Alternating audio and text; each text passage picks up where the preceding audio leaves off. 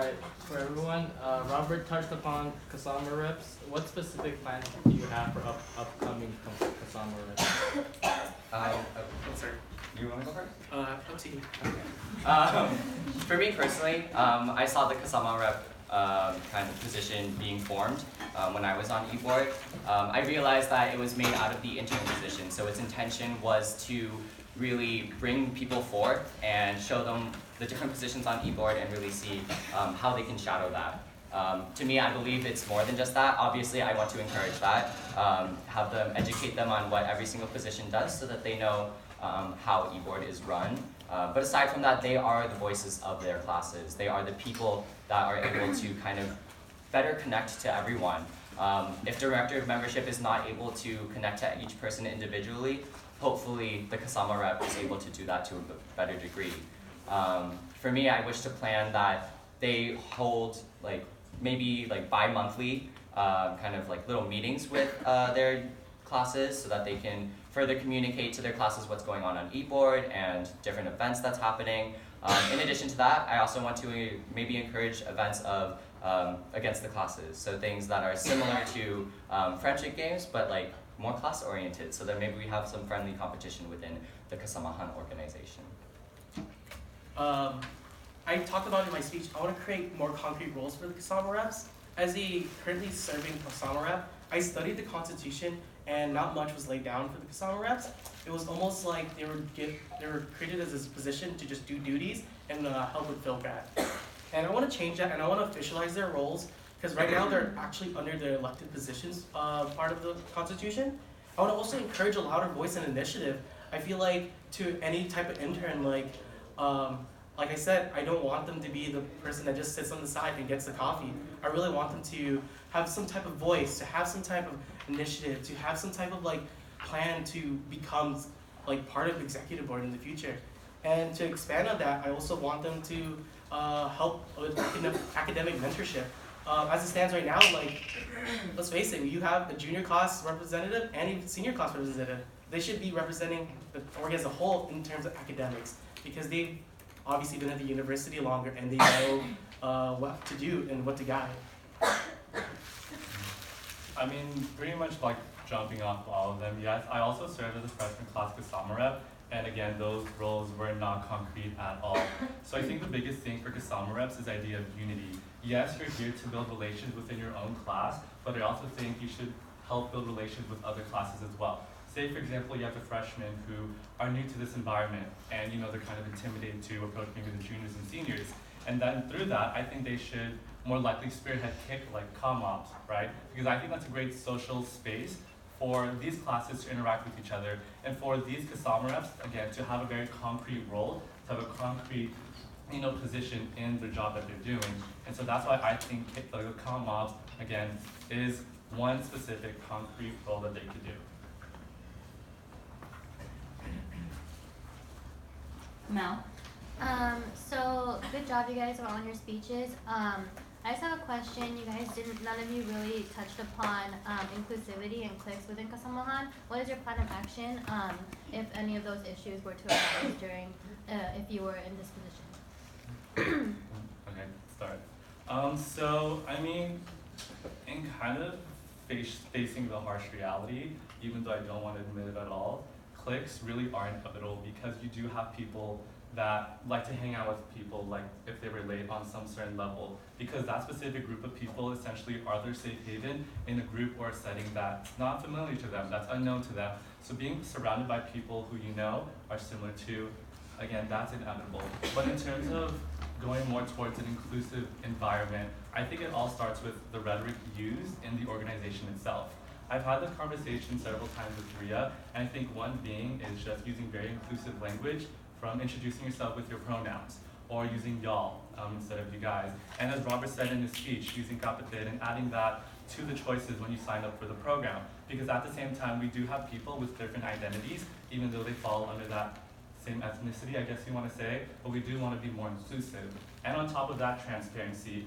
Yes, the whole space and environment is gonna feel kind of cliquey and exclusive, but being transparent with membership and being open to tell me how are you feeling, what can I help you, like what can I do to help you, and just telling me exactly what like I can do to just help you navigate this space.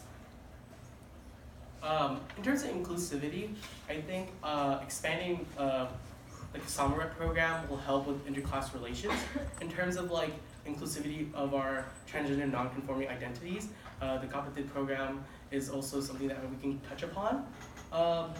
Also, just the idea of like my regularly scheduled statements. I really want to create this sense of unity where I could write literally anything in that message. For example, I could say, oh, we're gonna have this event, or I'm planning this event. But I also want to include like my experience, my like perspective as on board. Like I want to tell the members that we're here listening to you, and I want to make sure that your feedback on the anonymous feedback form is heard. I want to make sure that like it's written there so you can keep me accountable. In terms of like, he said, so instead of other than inclusivity, you wanted to talk about cliques. Cliques are inevitable, I agree. And the thing is that like cliques are formed just by like people you hang out with. And I think right now, currently, I want to introduce more bonding opportunities. Right now, our bonding opportunities are fun, very like energetic, but some people aren't like that. And so I want to introduce more academic bonding opportunities. For example, a study session. Or like, say you're dorky like me, let's play Smash. Like, honestly, like there's so many opportunities that we haven't given, and I want to be there and I want to hear it all. All right, so for me, in terms of inclusivity aspect, as a Go team leader currently, I'm really well educated on different resources on campus as well as issues of diversity and inclusion.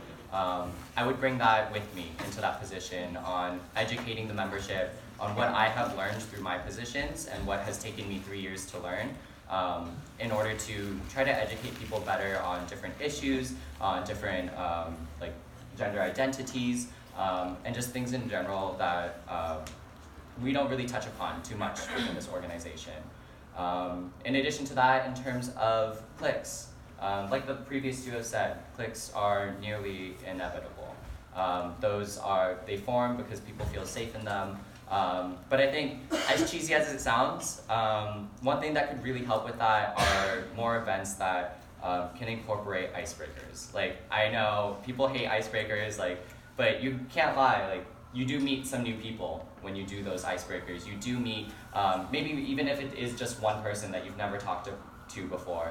That's a way to kind of introduce other Kasamas to people that either just came in or they just never seen them around before. I want to provide those spaces in which people are able to talk to each other and not just come together as their own cliques, but being able to branch out more and encourage that sense of openness, that sense of being vulnerable to people other than just your friends. And I want to provide that space for them. Thank you. Nate? This is first off, congratulations to you guys. Great job on your speeches. This question that I have for all of you is from a member, and the question is, do you believe that the current membership credit system is effective in representing active and inactive members throughout the academic year? So in my platform, the last one I put is membership retention. I didn't get to it during my speech, but I think one of the biggest things that I want to accomplish is to have more active members, to expand that opportunity for other people to experience Kasamahan, and through that I really kind of want to, get rid of the requirement of having an event fall under social, cultural, community, and pre-professional. Because it's not there anymore. Well, it's according to the current membership thing right now, it says you have to have an event fall under 2 or 3 of it. So you have to have at least 2 of those specific pillars. But the thing is, for me, one of the biggest things that I'm advocating for is that I really want y'all to experience Kasaman on your own and not have the executive board form the experience for you. And through that, if you really want to stick to the social aspect of Kasaman, then by all means. If you want to explore the cultural aspect, go for it. If you want to explore the pre-professional academics, then go ahead. I mean, yes, we do want y'all to experience the whole shebang, but really, you get what you put in. And so from that specific requirement, kind of getting rid of it, and just giving you more freedom to choose what you want to do and how you want to experience the Samahan, is what I'm really advocating for. I believe the current system actually it actually produces more active members, and I think they are truly active because if you think about it, if you didn't go to any big events but you went to workshops, it would take you 5 workshops to go to. Each workshop is about roughly an hour to and a half, and you're spending about 5 hours of your time total, maybe even more if it's like a long workshop. And I think that's enough to be an active member. I feel like you've seen other faces at these workshops, and if you're counting big events last forever. If you're talking about like FG, that's an entire weekend. That is an entire 48 hours of your life. And I think 48 hours of your life is insane, and you're being active for just 3 credits? I don't think so. I think it is very representative of an active member. I even got statistics. For the 2017-2018 year, we had approximately 50 to 60 active members. This year, we had 78. So even though it's just like about 28, 30 active members more than the previous year, it really goes to show that our members are more inclined to like go to a COM and more inclined to just see like it's very straightforward. Like this is how many points I need, I'm gonna do it. And I think being active is that attitude. I'm gonna do it. I definitely agree in that aspect. With the credit system, I do believe that it really encompasses, since I believe the requirement is to delve into 2 different pillars of Kasamahan. And with that requirement, I believe while some individuals might only want the social aspect, only the academic aspect, or only the cultural aspect, it does encourage you to kind of bring yourself outside of your bubble to experience new things. For instance, people who have never really experienced their culture, but they know that they want to be part of the Kuya Ate Kapatid program. That is some way to kind of delve them into that. You have people who, for instance, only know about the culture and a little bit more shy. The Kate program is a great way in order to get them to meet more people. So that 2-pillar requirement, I don't see it necessarily as a bad thing. In terms of, like Robert said, the credit amount, it is, I believe, reflective that if you have a lot of credits, you are a very active member, and just kind of putting that out there, like being able to see what the possible amount of credits that any one person could have, like that's kind of a sense of pride. Like, damn, I went to a hell of things. I believe it's a system that can work if like advertised effectively and if really broadcasted effectively.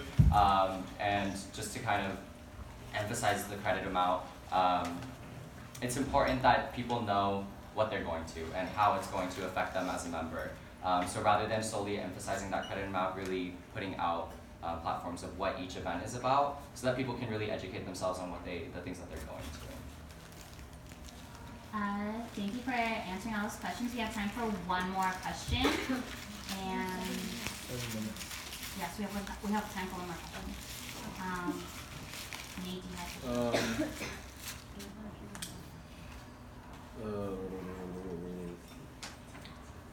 So, you guys touched on the anonymous feedback form, and obviously that's something that's been utilized this year. And so my question is, like, with that form, how would you respond to feedback that you may consider as like somewhat harsh or unfair in some circumstances? Can you elaborate on like how it's harsh or unfair? So obviously the purpose of that anonymous feedback form is to be constructive, right? You want to hear your members and you want to hear their concerns.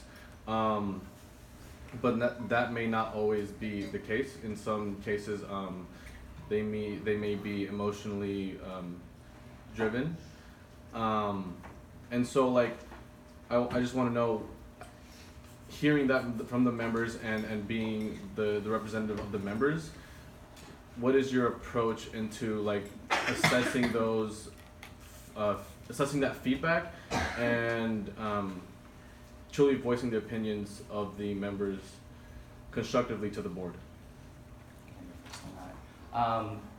Yes, like I think the anonymous feedback form was a great thing that was implemented this year. Obviously, not everyone is going to implement that constructive aspect to it. For those that are emotionally charged and for those that seem to really criticize without fully knowing an entire story, I would try to address it with all of membership. Because since it is an anonymous feedback form, you can't necessarily reach out to that single person, although that's something that I personally would want to do. Just really putting it out there that, hey, if you have a concern and you want it to be anonymous, but you don't necessarily want to broadcast it to all of membership, having a space where they can come directly to me, where they can speak to me. I will listen to you. I will lend you my ears.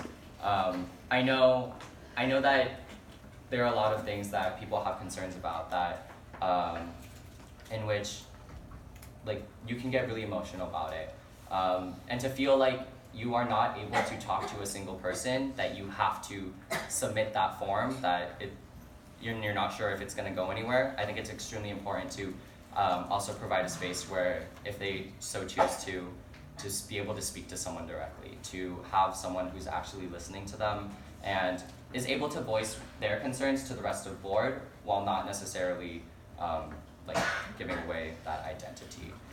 In addition to that, on the anonymous feedback form, lost my train of thought. I'm so sorry. Yeah, this is the first one. When it comes to anything with like feedback, I think we should all acknowledge that those emotions are always valid. And the key thing here is that we're human.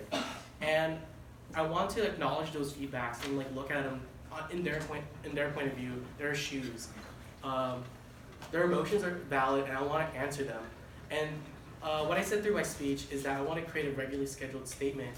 And what I mean by that is, like, anytime there's a feedback, I really want to answer them. I want to answer them through just a statement to keep me accountable and through action. It's key to just say anything. For example, if they gave me like a very harsh feedback, I want to say like, we hear you and we're going to try to accommodate you. It's just the little things like that membership will read. And I think that's super key because like we're communicating with them, and that's like exactly what I want to do when I want to establish transparency.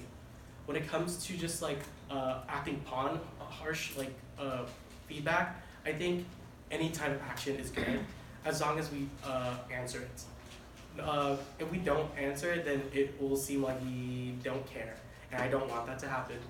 I also want to create a space where like people can not only speak through the feedback form, but speak through me, and I want them to know that like it'll be totally like anonymous. Like they don't actually have to be like in front of membership.